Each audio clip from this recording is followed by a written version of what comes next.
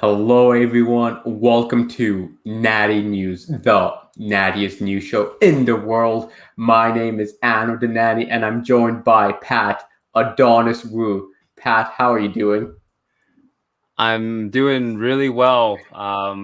It's good to have a day where I don't have to think about weight cuts, lifting weights. I don't no weights. I haven't even looked at my scale today. It's been great. How about yourself? It's been going well for those Natty News avid listeners. As you know, Pat recently competed in nationals weightlifting and did some fantastic stuff. And that's actually going to be today's topic. But before we go into that, Pat, we call ourselves Natty News while we never talk about the actual news in the world. And I want to change that. I'm tired of seeing fake news and non natty news in the world. So, welcome everyone to Natty News Recap, the recap of all the natty news stories in the world. And so, actually, one thing I saw recently, which is actually some new news, is that Tokyo is not going to be having any spectators. What do you think about that? It's I do think it was expected. I think at first they said they would only have domestic like Japanese spectators, but I think with the situation not so much under control and them not having as much vaccination rates, like I think it was inevitable. And with so many athletes, I could see people not feeling safe. Like that's a lot of people.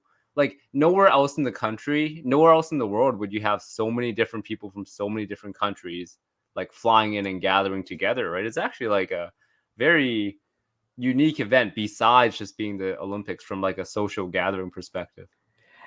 In a way, too, it's also making me a little more excited for the Olympics because something I've noticed in spurts since we had the lockdown is when there's no audience, it seems there's been more upset. Like in all these other spurts, like when we don't have an audience, it seems like some players or some people just react so much better, some react a lot worse. So you get a lot more surprises. So I'm expecting this Olympics is going to have a lot of big surprises coming in, which for me is exciting. And from the safety perspective, totally understand. It seems reasonable. That's a very good point. There's no home court advantage really, right? Yeah. Normally the Japanese would have them this time, but like last year in NBA bubble, right? Like the Miami Heat made it and they were like a 6 or 7 seed, so like normally you wouldn't expect them to make it, but there's no home court advantage. So yeah, it changes up the playing field. It's going to be exciting. That is definitely going to be a really interesting one. Any event you're looking forward to watching, Pat? I'm definitely looking forward to watching some weightlifting. They actually just released some of the dates. I just saw it on Instagram. My favorite athlete, Matty Rogers, is going to be on at like August 2nd at like midnight in Canada, and you bet I'm going to be tuning at midnight. And then for me, basketball. Actually, basketball might not be that fun because US might dominate, but we'll talk about that later. Really excited for tennis. Tennis is good. Volleyball is pretty cool. Like track and field, I love track and field. Swimming. I'm probably missing some. There's like a lot of the summer sports are so exciting. What do you think? I agree with you on the list you've provided. Actually, maybe not tennis. I'm not huge into tennis, but definitely would like to watch some of the weightlifting. Love the track and field sport. But I was gonna make a comment though about I feel so bad for the women athlete, especially the sprinters, because like the whole story that was going on with women sprinting and about it's I feel like the momentum's gone now, and I feel so bad about that. Yeah, absolutely. And then there's been a lot of like unfortunate bans and this and that really haven't been helping it. But I'm sure it'll still be a good event. Sprinting's always a big highlight of the Olympics. It's the most hyped up 10 seconds ever. But it's gonna be funny because there's no fans this time. Isn't that funny? Like usually the crowd goes wild before Yeah. the race to hype everybody up. But yeah, it's gonna be interesting. No, true, true. It is going to be a lot of. It's going to be a very interesting Olympics. Something else I'm excited for is I definitely enjoy watching the wrestling matches, especially now that I know the rules of Yeah. wrestling. Mhm. So like I actually understand the points and stuff, and I used to do some at UBC, and so now kind of being able to actually know the sport and being able to watch the Olympics, I actually am very excited. I watched the Pan Am's a year or two ago and really enjoyed it. So looking forward to watching that. Nice. I think it's a different perspective to a sport when you've done a little bit of it, even not at a high level. It's just like you can kind of connect to those little things, and it's a more personal experience. Yeah, actually, I was gonna say this later on, but when I was watching your meet, as people might have known, we were doing a live stream and I was commentating. So I tried to read up more about Olympic weightlifting and understanding the sport more. And by doing that research and watching it, I enjoyed it from a whole different perspective. Like not only seeing you kick ass, but all the other amazing athletes and seeing like some of the strategies they were using about like maybe bumping up in weight so they can have a little more rest time, or just like deciding like maybe certain openers and all that. Like the intricate detail and the strategy of it is stuff I never knew before. Like for me, it was like you just lift heavy weight. Exactly. And I think like honestly, I think like just watching people lift weights and weightlifting, it's pretty boring. But when you know a little bit of the games and the strategy and maybe like the stories, I know you made up some stories for my competitors, but when there's some kind of a battle and real competition internally going on, everything's way more fun. Yeah. Oh no, dude, it was a good time. But yeah, so that's with the Olympics. Now, I think something really exciting happened at one of the trial games for basketball. Yeah, so this was an exhibition match, but so USA basketball, for those of you who don't know, right? The NBA is the premier league in the world, and they generally house the best players in the world. And the Americans have most of these players. But the USA basketball team actually lost to Nigeria in an exhibition earlier on this week. They lost by like 4 or 5 points. It was a solid loss, and we're talking about a team with likes of guys like you don't know all these. I'm sure you don't know all these guys, Amber, but you must have heard of Kevin Durant. I know you know Jason Tatum, Bam Adebayo. Like there's all these guys are all stars, MVP caliber players. Like their last guy off the bench has been like probably like a 10-time All-Star, right? They lost to Nigeria, who had only 8 NBA players, and I think the last time they faced them in the Olympics, they beat them by like 70 points. So it's crazy. I know it's an exhibition, but the fact that they even lost is crazy, and it proves that you got to show up to play, even if you're good. Dude, that blows my mind. Like, I was not gonna watch the Olympic basketball until he told me that. But now hearing that, it's like, are you serious? That some like, cause yeah, you just assume US is just so dominant with Yeah. basketball. But now to see like some international competition, like, I mean, again, I'm American. I love my red, white, and blue. But I'm rooting for Nigeria. I want the underdogs to win. It's kind of fun, right? Like it's because like when someone is so much the overwhelming favorite, you want to see like can somebody usurp them? It'd be cool. Yeah, especially like I don't know how much you've been keeping up with the UFC, but like Nigeria, they have an athlete called Kamaru Usman who's like considered Yeah. one of the greatest currently right now, and Yeah. he's from Nigeria, giving some pride to that nation. So to see Nigeria just like blasting off is so cool in this athletics. Yeah, it's great. It's great. Yeah, man. And to kind of close up on our Natty News recap, let's talk about some tennis because some stuff happened in tennis today too. Yeah, so early this morning, Novak Djokovic. I know one of our listeners, one of our good friends, is a Serbian and a big fan of tennis. And Novak Djokovic won his 20th Grand Slam title. And for those of you who don't know, a Grand Slam, you have to win 7 matches in a row, 3 sets out of 5, in order to win it. So really, really, really tough feat to do. And Djokovic has done his 20th now at 34 years old. That ties him at the best with Roger Federer and Rafa Nadal, who everybody knows. So that's a huge accomplishment. And I used to not like the guy because he's a pretty cocky dude. But I think I've turned a corner because I think he should be. When you're so good, you need to have that confidence, and I think he actually has. I really admire his mental strength. That he's been in a lot of matches where he's down a bunch of games, but he'll just come back. He won't make mistakes. If you're gonna beat him, you have to beat him. He will not make the mistakes to beat him. And as someone who aspires to be an athlete myself, or even just taking it to life, I think that's huge, right? We always talk about how we react under pressure. So really important stuff. Quick question, Pat, and this might be a little stupid of me to ask, but so he won his 20th title and he's 34. Did he win his first title at 13 years old? Okay, so in tennis there are 4 Grand Slams per year. So Wimbledon, right? Yeah. And then there's Australian Open, French Open, and US Open. So there's 4 chances every year to win one of these. Oh, So okay. I think he won his first one. He might have been like 19 or 20. Yeah. Still. Yeah. Dude, I mean that's super impressive. But I was just imagining, like, we have this 13-year-old who's never Nah. lost for 20 years. Like, if that's not the goat of a sport, I don't know what is. I don't know how you can get more goat than that. Yeah, I don't know if anyone in that sport, any sport, has been that dominant. That'd be crazy. Yeah, that's like some. I don't even think you could be human to be that insanely dominant for that long. Yeah. Oh, it's ridiculous.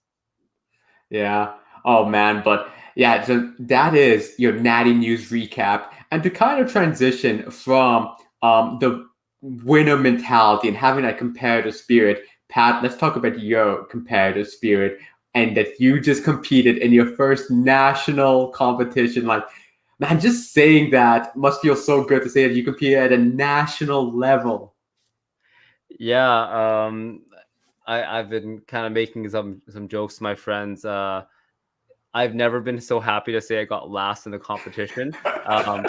Because yes, I got last, but I got last at nationals, and which means I was part of a pretty elite group in the country. And I'm sure later on I'm gonna have much higher expectations of myself, but this first time I was just really happy to be there, and my goal was just to make lifts, make sure I didn't bomb out, make sure I was able to place, and I'm super happy. Yeah, and again, I think we talked about before, but people who like kind of criticize a little too much. Like we mentioned the Olympics. If anyone is qualified for the Olympics, that is amazing. Like if for any Olympian who might be listening to this, that is such an insane accomplishment for just qualifying. Even if you come dead last in the Olympics, you're an Olympian. Like that's insane. So no, I think you should keep your head held high. It doesn't matter what place you came. Just the fact you competed, you didn't bomb out. You definitely put some numbers on the board, which it's completely an accomplishment. Um, but yeah, so how about you kind of maybe walk us through the day of? Like, how did it feel? Like, did it feel like every other competition, or did this feel more serious?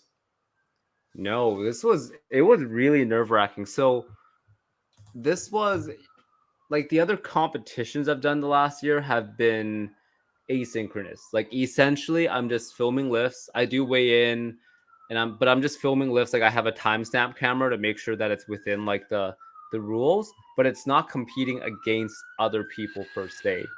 So as the ambulance crosses, this was my first like synchronous meet since uh February 2020. That was provincials. So, it's pretty nerve-wracking. I haven't had to compete with people in such a long time. And the whole weigh-in process was such a friggin' nightmare. So the weigh-ins was through Zoom. And there were 12 competitors in my session. And so apparently they did it like one at a time, right? And you go into the Zoom, you go in the waiting room. They don't say anything. So they don't say like, oh, you'll be in the waiting room until your turn. So I was just sitting there for like 15 minutes. Um, so it was like it started at 8:45. I was just sitting there, and I'm like, okay, what the hell? Like, is my Zoom broken? Am I ever gonna weigh in? Because the competition starts at 10:45. I wanted to get there at 9:45 to like start prepping. There's a lot of like IT stuff to deal with, so I was getting really stressed out. I had one friend, Andy, who I knew, so I literally like called him on Instagram because I didn't have his number. I was like, "Yo, man, you weigh in yet?" Like, and then you told me, "Yeah, you're probably gonna be next." So I was sitting in the waiting room for 25 minutes, right? And then, once you weigh in, you like do the whole rehydration. So I was like, um, one of my buddies was he was gonna pick me up, but I'm like, okay, I need 6 minutes. I was like, I had like Pedialyte in one hand. I was like scooping down like some ramen noodles and protein in my other hand, and rushing out the door. So everything was like really rushed, getting there. But I actually woke up feeling great. I was at my body weight at 81, so that part wasn't stressful. But waiting, oh my gosh. Oh man, dude, I think that's always the thing, especially when you have been doing the weight cut. You're just tired, you just want to get it over with and get refueled and ready to go. And also I want to give a shout out to friend of the show, Andy Liao, who also did a fantastic job in the competition. The people who partake in our stream knew friend of the show, great guy, and he did some amazing work. I think um, if I recall correctly, you went for a 130 kg clean and jerk, right, as your last Yeah. attempt. Yeah. I believe he also went for a two, or he might have went for 135. 40. Yeah, he did 40. 130. And I remember, man, he was able to clean it, but just couldn't get the jerk. And it was just, he battled through it, man. He is an incredible lifter himself, too. Dude, Andy can I hope I'm gonna send this to him to make sure he listens. Andy can bench 365. No. The guy's a 73, you know. He's a good weightlifter, but in the powerlifts, the guy's ridiculous. 365, like, dude, I was shocked with the 130 pound clean and jerk. I mean, well, just the clean, like the clean and stuff. I was like, man, I was really hyped for it. But then the fact he can bench 365, yo, that's insane. Yeah, I might be like it might be like 350, but like it's crazy. Dude, what does he do powerlifting too on the side? Yeah, I think he kind of had, I don't know which way he transitioned from, but he's done a bit of both. Man, what a beast of a man. And yeah, and again, congratulations to him. He also did some fantastic job. And you know what? I got to give shout out to our other British Columbia lifter, Alicius Siddiqui. Unfortunately, he bombed out the snatch, but man, we were cheering you on hard. I don't think you ever heard of us, but man, we were hoping for you to do some good lifts too. And you know what? You had a warrior spirit. Yeah, he's a strong guy. I'm sure he was coming out there maybe trying to push for a medal and go pretty big. Guy's very, very strong. So yeah, better luck next time. I'm sure we'll see him on the national podium soon. Yeah, yeah, and also young guy too. Only 22 years old, and before we go more on your journey, Pat, because I'm kind of on a roll here, really got to give some credit to Matt Dersigny. I hope I got that last name right. This guy is 19 years old or 20 years old, between that 19, 20, who he just was just pushing and pulling weight. I haven't seen someone that young ever do. At 73 kilograms, I think he was able to snatch about 120-ish. Yep.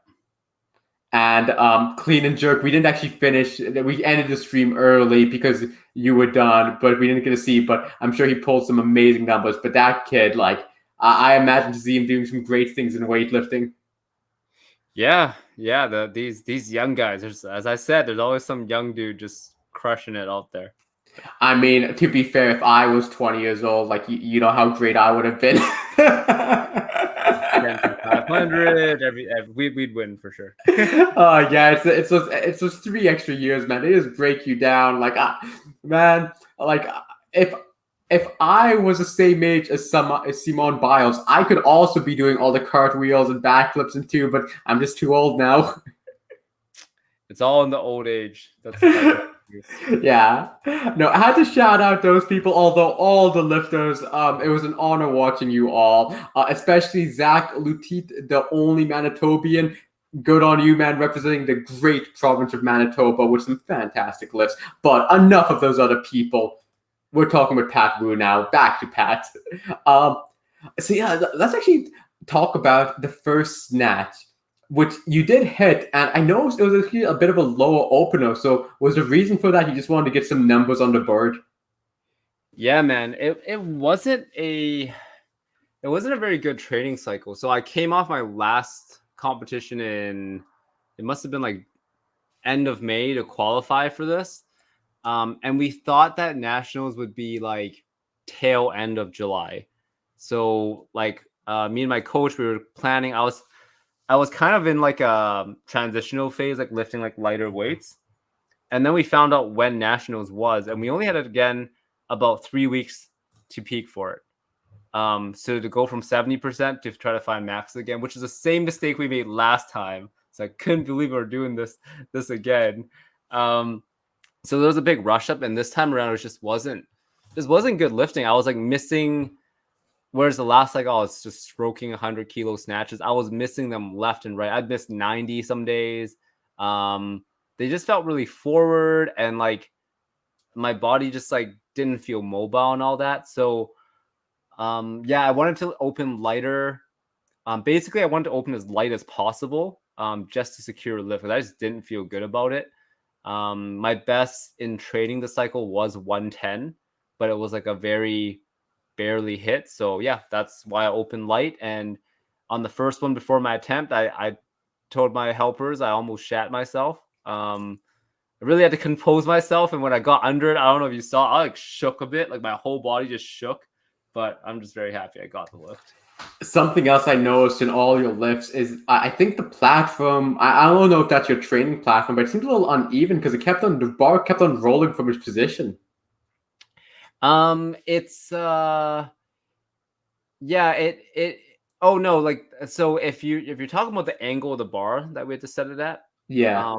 that was the rule of the competition, that when they go to you as a lifter, you have to show the bar at 45 degrees to prove Hmm. that you have the right weight on. So Yeah.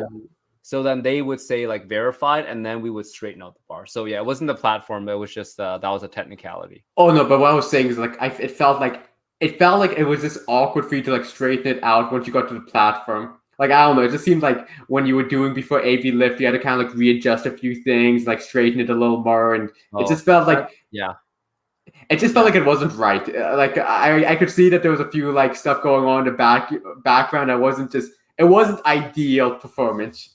Yeah, definitely like nerves, and that's part of like my setup. I roll the bar away and I roll it back towards me, and then Oh, when I'm okay. nervous, I think I just do it more than once. So I'm sure that was part of it. Okay, yeah, then that's probably what it was. It's probably your routine, and I saw it a few times, and I was thinking it was like, oh no, Pat, just what's going on with this malfunction? But it was just, yeah, uh, no, but so you were talking about you hit the 110, and that was kind of a low one. You just wanted to get something on the bird, and you did. You 105. hit that Yeah, 105. 105. Sorry, and then you bumped up to 110, right? Yeah, And you hit the 110, and then you bumped up to the 115, which you missed. yeah. So, how are you feeling with the 115? Like, kind of maybe let's talk about the mentality because you hit the 110 in training, so you kind of I felt like you probably knew you could hit it again. But with a 115, were you kind of get doubting yourself? Like, what was the mentality of that 115? Yeah, and I think back and I look back at the videos that I got, and I almost feel like I had the power to hit 115. Like 110 actually caught very strong, but it didn't feel that way. And I think that's the thing. There's always a mismatch between how you feel and what actually happened. And when I hear 115, because that's my PR, I get nervous. I'm like, ooh, it's heavy. And it makes me hesitate. And like that's that like little lack of killer instinct where I'm already thinking about the possibility of missing.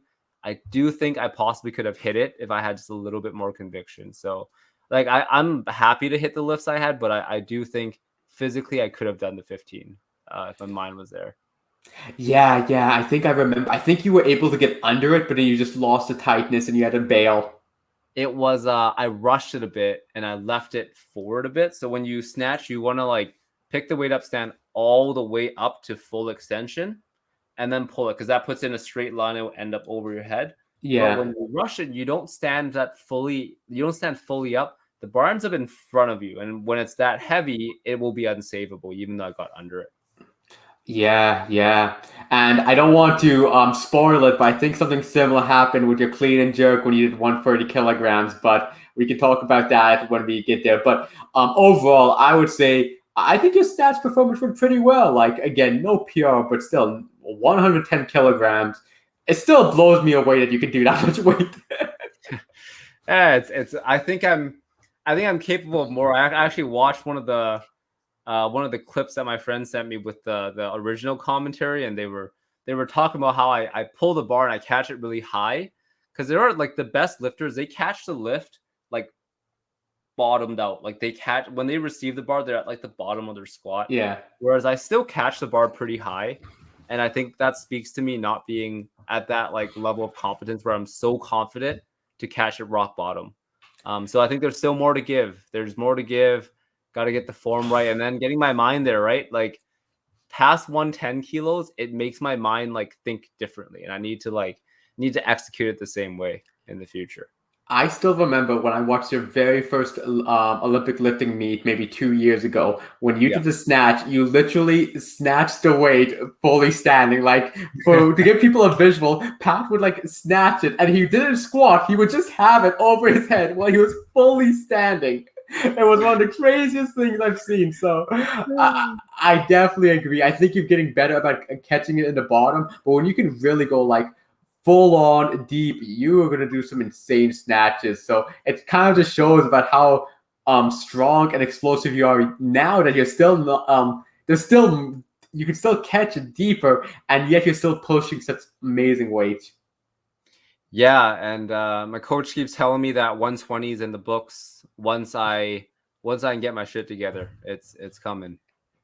Dude, yeah, and it was definitely. I would say, what would you give yourself on your snatches? Because I think it was a pretty good snatch performance. Yeah, I would give it like I'd give it like a B plus considering the day, and like considering my mindset going into it where I was scared I would bomb out. I'm very happy I like composed myself to honestly hit like two of them, so it was good. Now let's go over the clean and jerk. Now, I feel you are more confident in the clean and jerk than the snatch. I feel like the clean and jerk is kind of like I feel the clean is something you're very confident in. So lately I've hit a weird block with it. And actually it was a clean and jerk that freaked me out the most going into this lift. So the week before the lift, so for those of you who don't know weightlifting, usually about exactly a week out from the meet, you get to have a workout where you try your opening attempts. So for me, that's about 105 and 130. And on that day, I missed 130 clean and jerk 4 times.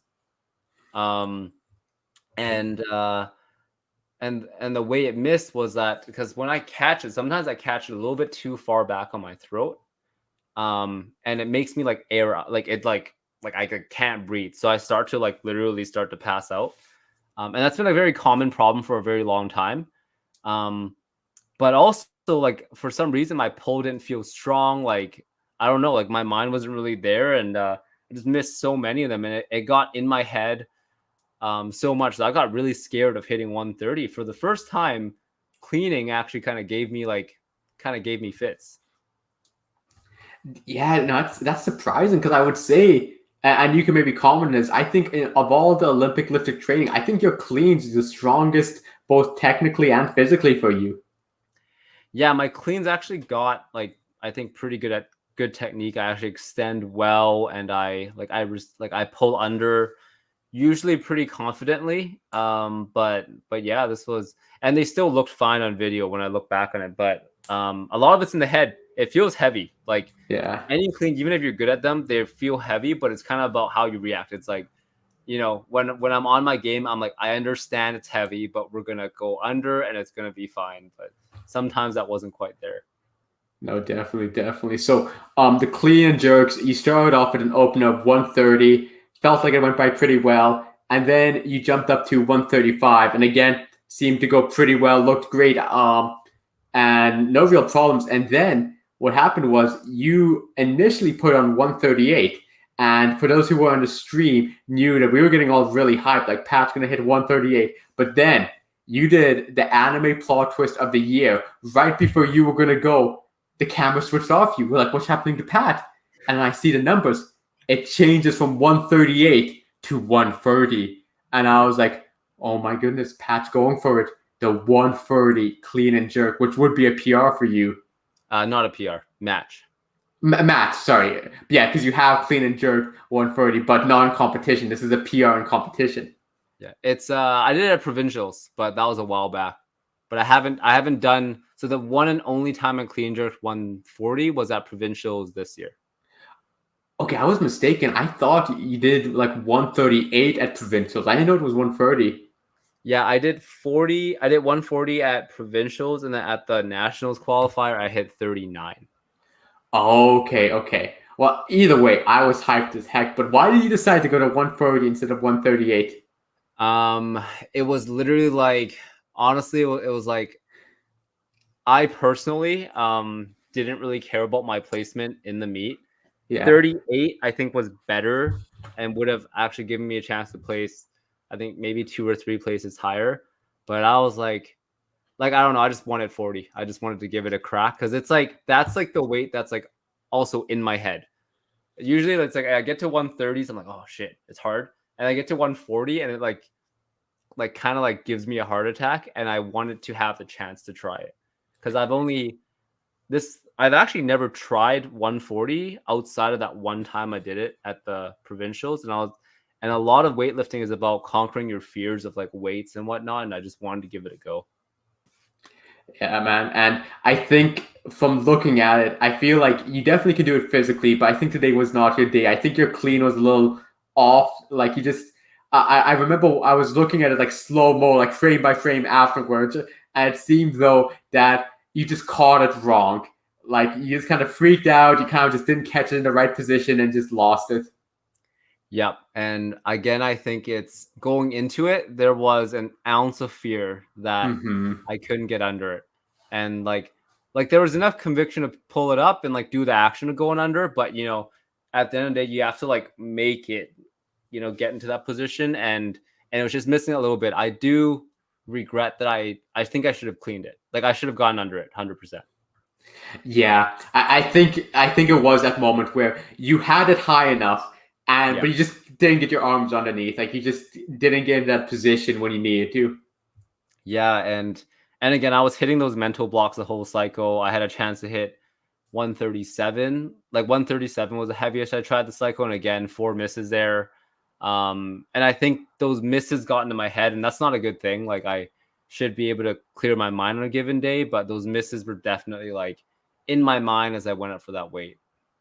Yeah, and so that was kind of the meat. And I know we talked a little bit about the difficulties in it, but just want to re-emphasize how cool it was that you did a national competition, and also I want to emphasize you did come in last, but we're talking about the difference between you and like getting a higher place was a few kilos. Like it wasn't that you came in last and you were less than like 30 kilos of the guy you above Yeah. you. No, it was like 1 or 2 kilo differences.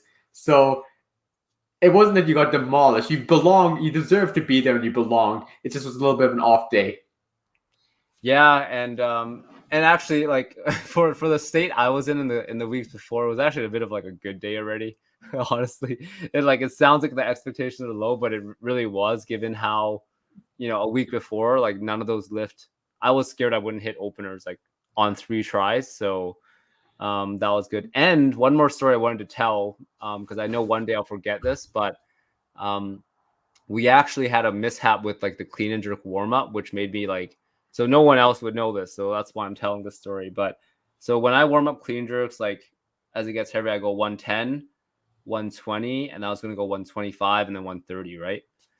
So the job of my helpers, and my coach wasn't there because he was just a kid. So congrats, Jeremy. But my helpers, they were doing their best to count attempts. But we got to the point where I hit 120, and then we thought we would have 5 or 6 attempts before 130, before I do 130, because there were 5 or 6 people doing 125. All of a sudden, all the 125s moved up into the 30s. So I was like, and I was asking Ben, I was like, okay, like Ben, should I get ready? Should I do 125? He's like, yep. And then he's like, wait, no, you're up. And then so we rushed on 130, and I had never taken a jump from 120 to 130 before. But so that was huge, because I think if I missed that first one, it would have, again, mental strength being my downfall all the time. I think I would have been in a lot more trouble. There would have been and I would have been on a 2-minute clock to follow myself. So making that 130 was clutch. It looked very straightforward, but there was a lot of stress going into it. Man, no, that gives a whole another level to it because that's true. We didn't see that. What I saw was like, okay, Pat's going for an easy opener, 130, no problem. He's going to throw it on, but we didn't see those hidden valves in the back.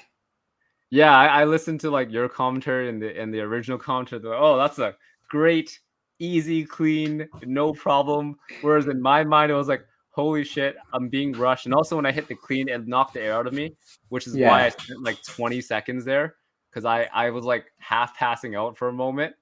Um, but luckily I came back to life and hit it. So a lot more I dramatic than it was.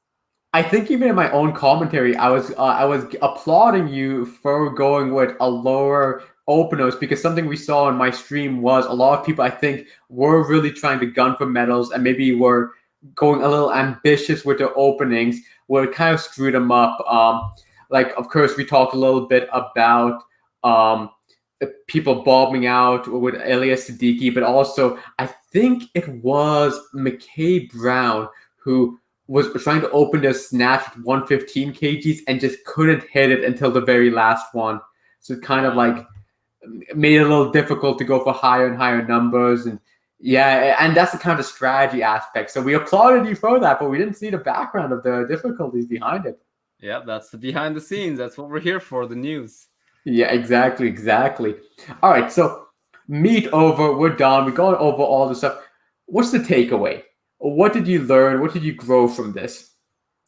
Yeah. You know, I think most proud of it, honestly, was the fact that I qualified. And really that was qualifying was much harder, and this was kind of the gravy because qualifying required me to hit 254. So I hit 245 at nationals. 254 was really hard. I had to, you know, on in the end of May, I had to PR with 115 snatch and hit a clean and jerk of 139 on the same day, both of which I had kind of basically never done before. And at that competition a week before that, I had actually strained my knee. I don't know if I told you guys about that back then, but I strained my knee. So 5 days out, I couldn't even do an air squat. I strained it on a Friday, and on Saturday I went to work to coach my clients. I couldn't even show them an air squat.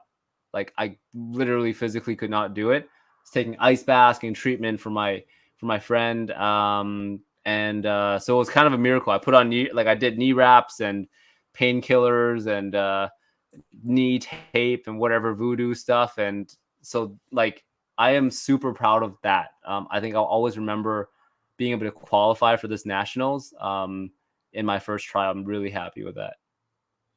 Man, yeah, I think this whole prep was filled with adversity. So, and I think we even talked about this privately where you already kind of won. You won it, you made it. You made it to nationals after like, how long have you been competing in weightlifting? Oh, actually, not even competing. How long have you been training in Olympic weightlifting? Yeah, well, like real training under like a real program, two 2 years, like and like a month or two, like 2 years and Mm-hmm. like a month, probably. See, and like that blows me away because I would say before you started doing this training, when it came to the big three lifts, I think me and you are pretty close. Like I think like our squat, bench, and deadlift has always been pretty close to each other. Yeah. But I know for a fact if I trained Olympic weightlifting for 2 years, I would not be a national level athlete. So I want to say that I think people should really acknowledge how impressive that is because it's not just like any gym bro can do this.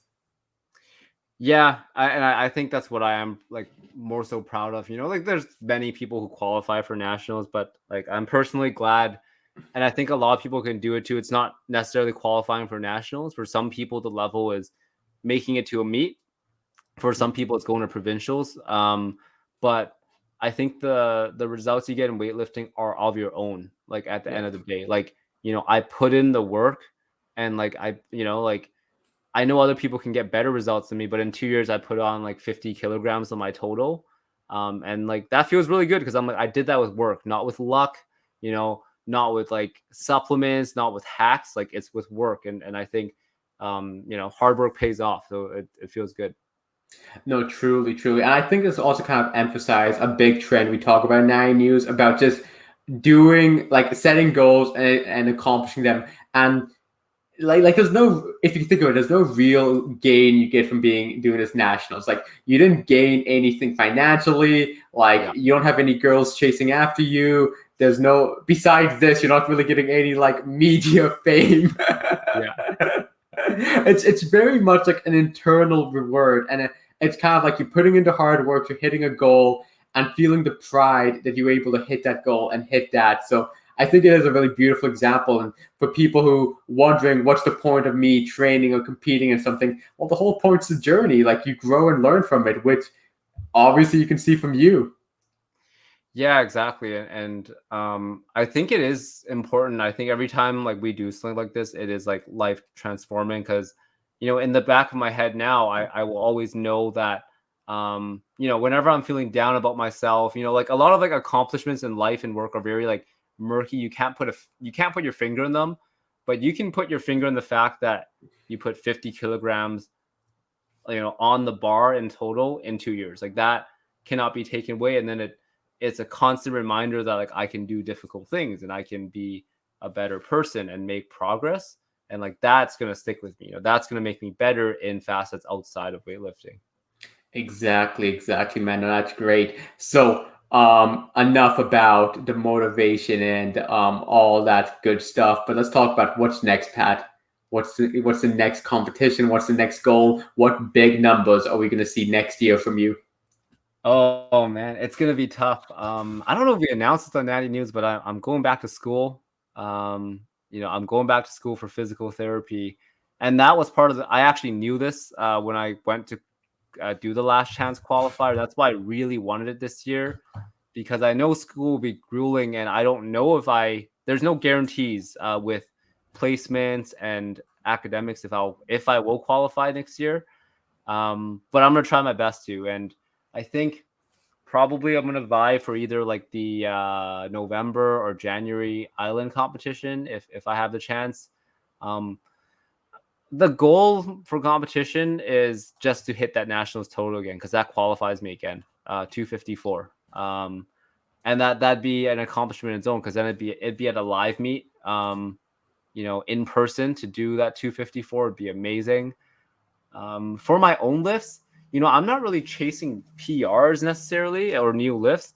What I'm chasing is like consistency, being able to do and like mental, like so being able to go up to 130 clean and jerk and know that I'm not going to miss it because I physically will never miss it. But if my head's not there, I won't. Right, going up to 110 snatch and making it every time.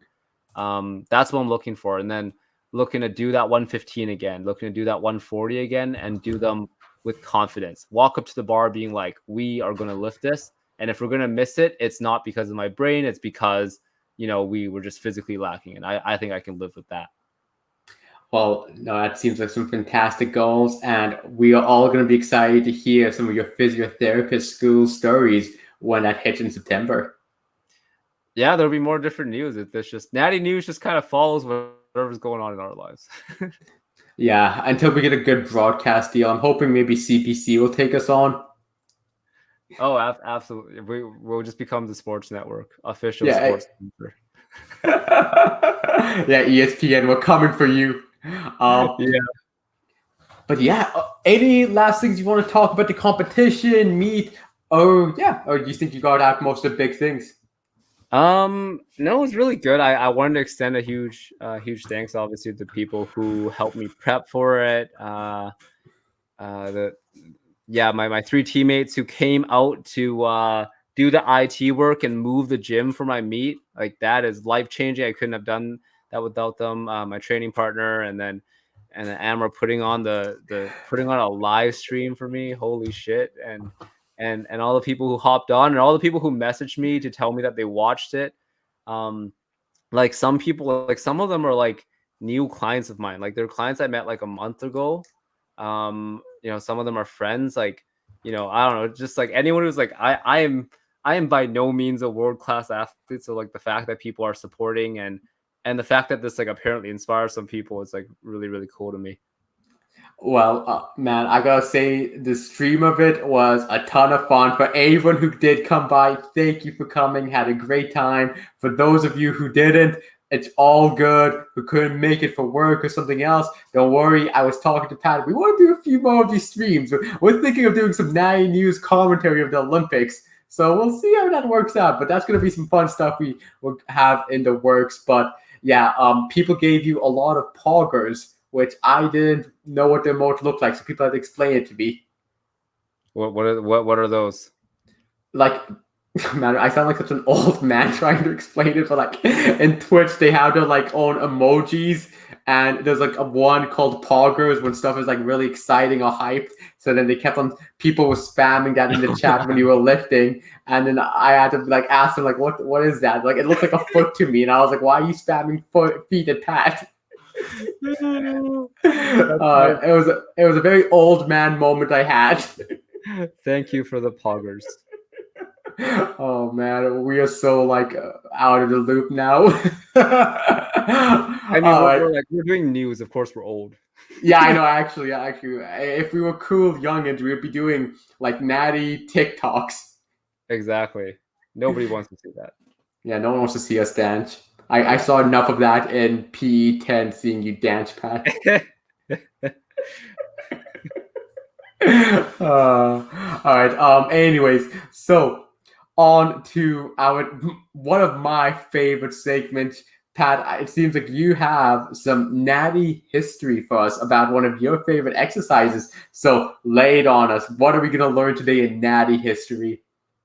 Yes. Well, welcome back to Natty history class. Neither of us are professors, but we will be your instructors today. So today we're going to talk about.